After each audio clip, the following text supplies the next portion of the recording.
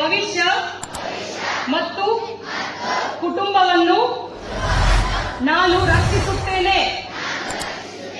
ನಾನು ಬದಲಾವಣೆಯ ದೂತನಾಗಿರುತ್ತೇನೆ ಮತ್ತು ಮಾದಕ ವಸ್ತುಗಳ ವಿರುದ್ಧವಾದ ಜೀವನವನ್ನು ಆಯ್ಕೆ ಮಾಡುತ್ತೇನೆ.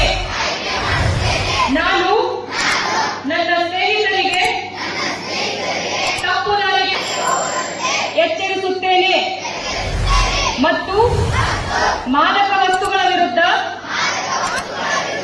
ಧೈರ್ಯದಿಂದ ನಿಂತು ಮಾದಕ ದ್ರವ್ಯ ಮುಕ್ತ ಸಮಾಜ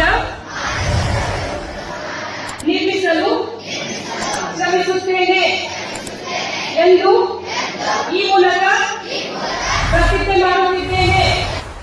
ವಿಜಯಪುರ ಜಿಲ್ಲಾ ಪೊಲೀಸ್ ಹಾಗೂ ತಾಳಿಕೋಟೆ ಪೊಲೀಸ್ ಠಾಣೆ ವತಿಯಿಂದ ರೈಸ್ ಅಭಿಯಾನ ಜಾಗೃತಿ ಕಾರ್ಯಕ್ರಮ. ಈ ಕಾರ್ಯಕ್ರಮದಲ್ಲಿ ಮುದ್ದೇಬಿಹಾಳ ಮತಕ್ಷೇತ್ರದ ಜನಪ್ರಿಯ ಶಾಸಕರಾದ ಸಿಎಸ್ ನಾಡಗೌಡ ಅಪ್ಪಾಜಿ ಅವರು ಉಪಸ್ಥಿತರಿದ್ದರು. ಬೇಡ ಬ್ರೋ ಡ್ರಗ್ಸ್ ಬೇಡ ಎನ್ನಿ ಕಾರ್ಯಕ್ರಮ ಪಟ್ಟಣದ ಸಂಗಮೇಶ್ವರ ಸಭಾಭವನದಲ್ಲಿ ಜರುಗಿತು.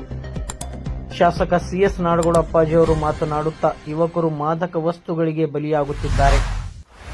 ಈ ಮಾದಕ ವಸ್ತುಗಳಿಂದ ವಿದ್ಯಾರ್ಥಿಗಳು ಮತ್ತು ಯುವಕರು ದೂರವಿದ್ದು ತಮ್ಮ ಜೀವನವನ್ನು ಹಸನಾಗಿ ಮಾಡಿಕೊಳ್ಳಬೇಕು ಎಂದು ಹೇಳಿದರು.